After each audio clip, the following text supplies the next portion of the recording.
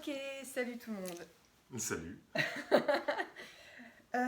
Voilà, c'est un petit moment qui vous est destiné, un petit moment qui vous est dédié, un petit moment pour vous présenter Jean-Marc et puis voilà, vous faire découvrir peut-être ce qu'on a envie de partager avec vous, ou en tout cas ce qu'on a envie de vous dire aujourd'hui. Ouais. Donc voilà. Dis-moi, si tu devais te définir en 3 adjectifs, tu dirais quoi de toi? Les questions à la con de Jacqueline. C'est ça, pour Ok. commencer. Je dirais hum, euh, à l'écoute. Je dirais sécurisant. Et je dirais ouvert d'esprit. Ok, cool. Ça c'est fait. Ça c'est fait. Ça met un peu la pression quand même. Clairement en fait, hein. Je sais quoi cette idée à la con. Ok, bon, Ok. bref. Tu raconterais 3 mots sur ton histoire. Ce que tu as envie d'en raconter. J'ai 50 ans, je vis dans le sud de la France. Pas tout à fait 50 encore, mais pas loin. Quand on se verra, je les aurai depuis quelques semaines. Je vis dans le sud de la France.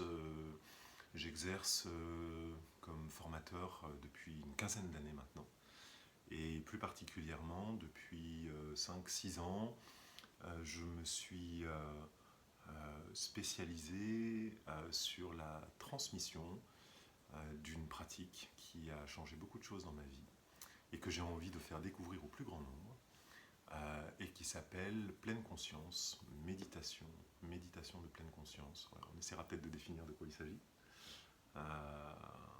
Voilà, j'organise des stages depuis un certain temps.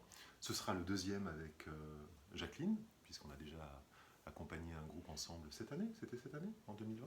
Non, c'était en 2019. C'était en 2019. Ouais. Voilà, le temps passe vite. Ah bah oui. Il y a une année en fait. Il y a une année en fait. Exactement. Ouais. Et donc, il y a le projet de vous accompagner dans cette aventure en avril l'année prochaine. Et puis, sans doute avec Jacqueline, d'organiser d'autres choses. Mais c'est un autre sujet. Ouais, du coup, raconte-moi la méditation de pleine conscience. Du coup, c'est quoi? Parce que Ouais. je pense qu'on est plusieurs. Ouais, c'est un truc chelou. Un Ah. truc bizarre, un peu comme ça. Méditation, on a, je pense, un peu tous et toutes une idée de ce que c'est que la méditation. La pleine conscience, en fait, c'est une qualité que chacun et chacune d'entre nous possède. Et cette qualité, c'est cette qualité qui nous permet d'être juste pleinement présent, pleinement présente à ce qui est là pour nous. On en est tous capables. Et cette qualité, cette capacité peut s'entretenir, se muscler, se développer. Et la méditation facilite par un ensemble de pratiques, d'approches, le fait de muscler en fait cette qualité que nous possédons tous, les enfants en particulier. Les enfants ont cette capacité à être juste présents, ici, maintenant. Et puis nous, les adultes, on a un peu oublié ça, pour plein de raisons. Et voilà, donc la méditation de pleine conscience, c'est une approche laïque, non religieuse, non dogmatique, qui permet d'entraîner cette capacité que nous avons à être présents, présentes, ici et maintenant. C'est à moi de te poser une question maintenant. Okay. Alors, bah ouais. Si toi, Jacqueline, tu devais te résumer en... Qu'est-ce qu'on avait noté à tes collègues en 3 couleurs? Quelles seraient ces 3 couleurs et pourquoi? Si je devais me résumer à 3 couleurs pour mes collègues. La première qui me vient, c'est le blanc. Le blanc pour moi est magique. Le blanc pour moi est lumineux. Le blanc pour moi est apaisant. Et le blanc, c'est le Grand Nord, et j'adore le Grand Nord. Okay. La deuxième couleur, ce serait le vert. Je me lasse pas, en fait. Je me lasse pas du vert parce que j'ai l'impression que c'est indéfinissable comme couleur, tellement il y a des variétés de vert différents. Et le vert, pour moi, est la couleur de l'espoir, donc le vert. Et la dernière couleur que j'aime beaucoup, beaucoup, beaucoup, qui est en fait la couleur, autant j'aime le blanc, autant cette dernière couleur qui est l'indigo, en fait je pense que c'est la couleur qui est à l'intérieur de mon cœur. Et j'espère pouvoir vous inviter dans le désert à voir où est l'indigo dans le ciel, parce qu'en fait il est dans un endroit très particulier. Voilà. Ok. C'est quoi le désert pour toi, Jean-Marc? Le désert, c'est un espace de possibilités, un espace qui permet la rencontre avec soi, un espace qui permet la rencontre avec l'autre, un espace qui permet la rencontre avec ce qui est plus grand que soi. Parce que le désert a quelque chose d'immense qui nous permet de reconnecter avec quelque chose d'immense à l'intérieur de nous. Et le désert, c'est aussi un amplificateur de tout ce qui est très beau, parce qu'il y a beaucoup de très très belles choses dans le désert. Les paysages sont magnifiques, le ciel, la nuit est juste incroyable. Le silence qu'on trouve dans cet endroit est difficile à décrire avec des mots. Et donc c'est un amplificateur du beau, mais c'est aussi un amplificateur de nos ombres.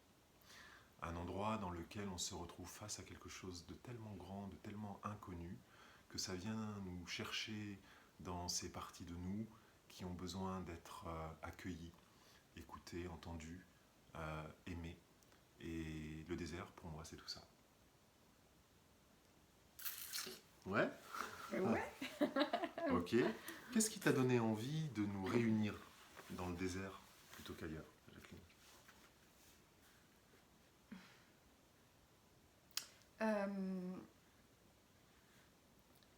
Je crois que pour moi, le désert, c'est quelque chose en lien avec l'origine du monde, en fait. Et l'origine du monde, c'est aussi l'origine de soi. Et du coup, c'est juste un endroit qui révèle à la fois pour moi l'origine du monde puis l'origine de soi.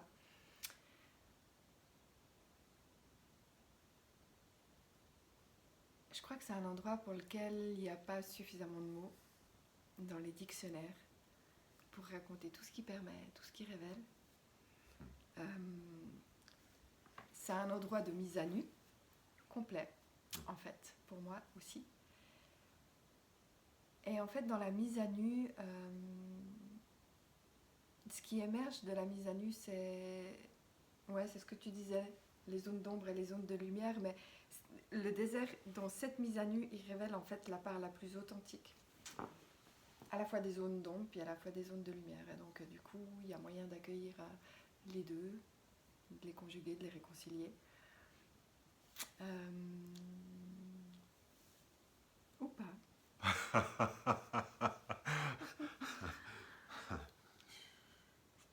D'être en tout cas présent à juste ce qui est là, effectivement. Ouais. Bon, c'est pas un voyage alors, c'est pas un voyage thérapeutique, c'est pas un voyage initiatique, on dit initiatique. Ouais, j'aime bien le terme d'initiatique, parce que pour beaucoup d'entre nous, c'est la première fois. Il y a quelque chose qui...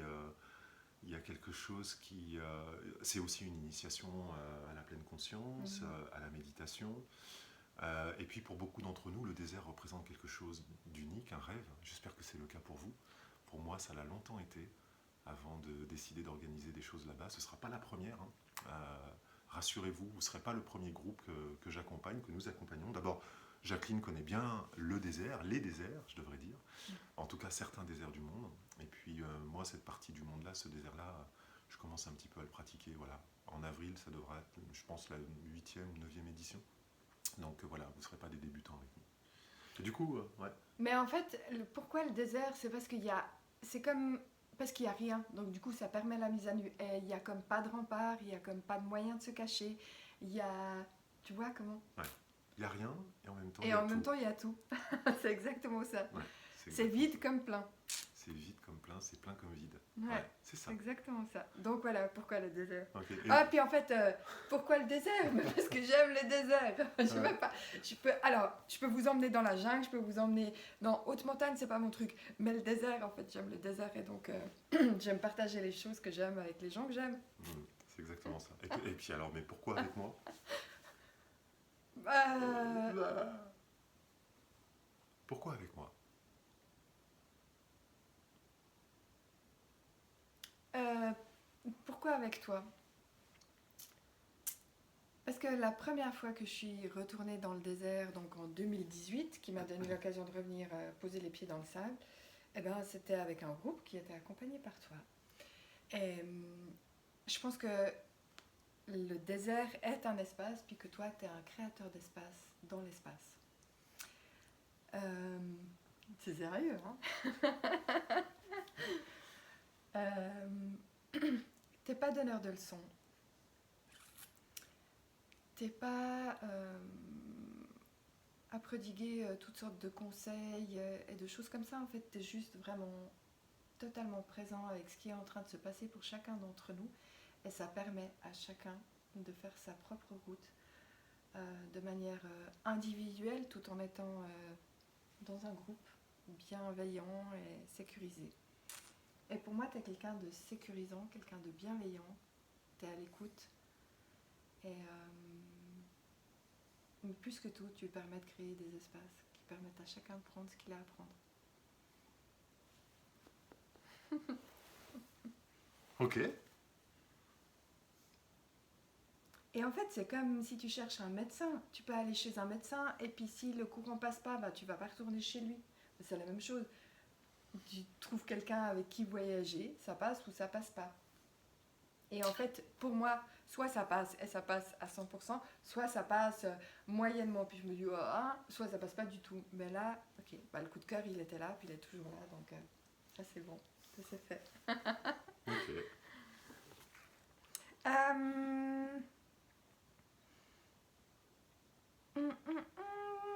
Raconte-moi voir pourquoi. On avait 17 minutes à la base. En fait, ça marche. Ça marche pas. Pourquoi tu acceptes de repartir avec un groupe constitué par moi, du coup? J'accepte de repartir avec un groupe constitué par toi parce que je connais toutes les intentions bienveillantes qui sont les tiennes dans le fait de réunir des personnes que tu aimes, comme tu viens de le dire, de leur offrir cette opportunité de vivre une expérience à la rencontre d'eux-mêmes. Et je crois que c'est vraiment la raison principale, en fait, c'est que j'aime la façon que tu as de réunir des personnes autour d'un projet, et particulièrement la façon dont cette envie est née dans ton cœur de réunir ce groupe particulier du réseau. Elle m'en a parlé il y a un moment déjà, et on a essayé de planifier ça, ça s'est pas fait, et puis il y a eu Monsieur Covid qui s'est invité, enfin bon, je vous fais pas un dessin. Bref, il y a quelque chose dans ta façon d'inviter les gens au voyage intérieur et extérieur qui me touche énormément et donc qui me donne très envie de faire partie de l'aventure. Cool. Je les ai pas choisis par hasard, hein, ces Ouais. gens-là. Je sais. Et vous le savez aussi, parce que je vous l'ai déjà dit, effectivement. Et du coup, qu'est-ce que tu attends, toi, de cette aventure avec ce groupe particulier dans le désert? Les attentes. J'allais dire on en a peu, j'en ai pas, et pourtant je sais que c'est faux. On a toujours des attentes, même si elles sont pas conscientes. Ah, ça c'est une question difficile. Qu'est-ce que j'attends? C'est moi qui ai trouvé la question.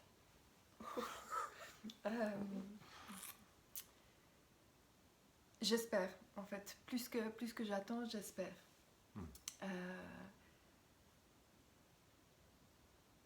Du bonheur, de la découverte,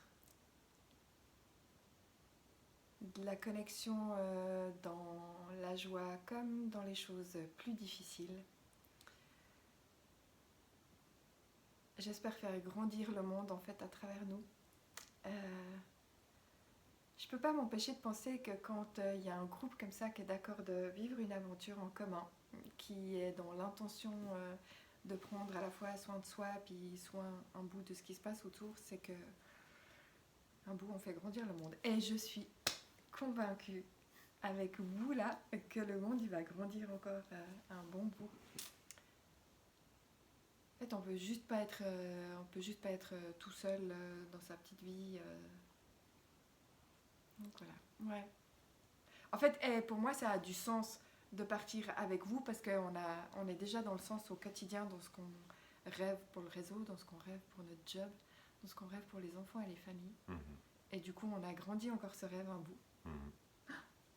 Ça va être gigantesque. Ça va être gigantesque. Donc, des attentes, je sais pas. Concrètement, je sais pas. Je pense qu'un bout, on ressort changé d'une expérience comme ça, mais je sais pas en quoi et je sais pas par comment. Bien sûr. Donc voilà. Sachant qu'il est peut-être possible que certaines personnes qui ne font pas partie du réseau rejoignent ce groupe. Ouais, ça c'est peut-être à discuter en fonction de la taille du groupe, effectivement. Voilà. Mais ce sera de toute façon... il y en a certaines d'entre vous qui m'ont déjà dit oui, d'autres qui m'ont dit oui dans un premier temps, puis qui m'ont dit non par après, d'autres qui m'ont dit non. Finalement, là, aujourd'hui, j'ai encore pas besoin d'une réponse définitive. Je suis convaincue que le groupe qui se formera sera le bon groupe, il y a pas... ça c'est clair.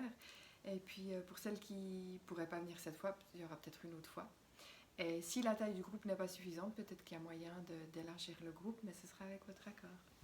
Avec votre accord. Et avec le tien. Ouais. C'est d'accord. Ok.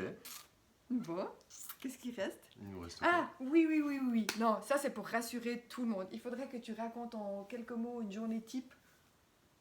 Une journée type. Tu sais, on a besoin de se rassurer, de savoir un peu. Ah ouais, une journée type. Ouais. Ok. Journée type, je passe le matin à l'aube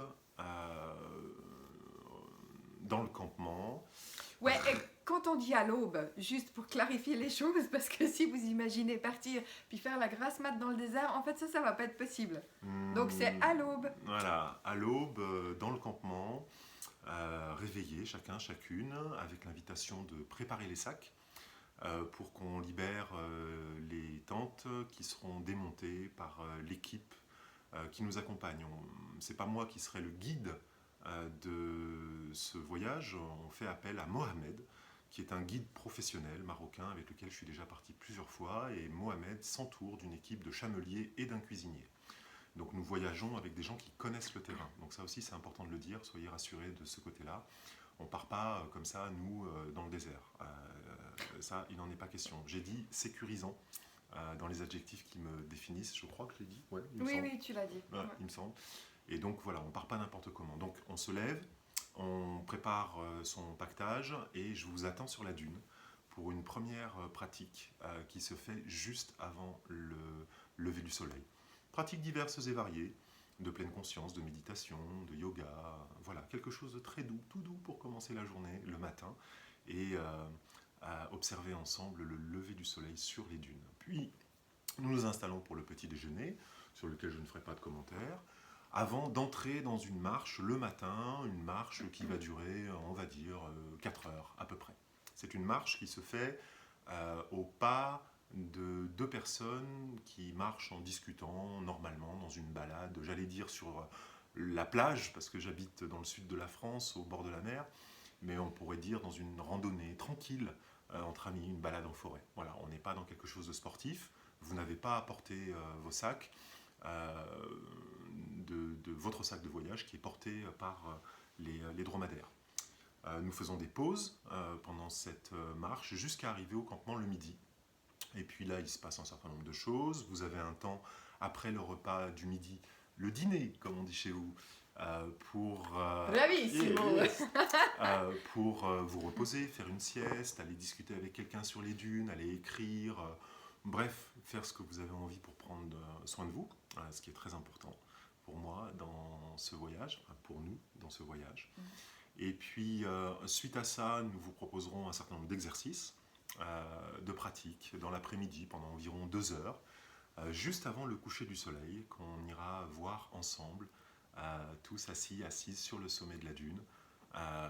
Les couchers de soleil peuvent être vraiment splendides. Alors bien sûr, on n'a pas de garantie, mais peuvent être vraiment splendides. Et puis ensuite, chacun se prépare pour sa petite toilette du soir, tranquille, avant le repas du soir, qui est un repas souvent libre, au sens où chacun peut y amener les sujets qu'il a envie d'amener. On y discute de tout, de rien, on rit, on pleure parfois. Et tout au long de ce voyage, nous vous réservons chaque jour un certain nombre de surprises qui viennent pimenter chacune de ces journées, qui se déroulent grosso modo de la façon dont je viens d'indiquer. C'est bien ça, non? Bah, oui, oui, ça fait très pro, très rassurant, très tout ça. Ouais, Hein? oh, c'est cool. Voilà. Oui. On a tout dit? Ben, je crois qu'on a dit déjà pas mal. Regarde, on avait dit 7 minutes, on est à 20 minutes. Ah ouais. Allez, une petite dernière. C'est Qu'est-ce qu'il y a quoi? de plus précieux pour toi dans le désert en un mot? Le silence. Alors c'est ce qu'on va faire maintenant. Ouais. Merci d'avoir pris le temps de regarder cette vidéo. À plus.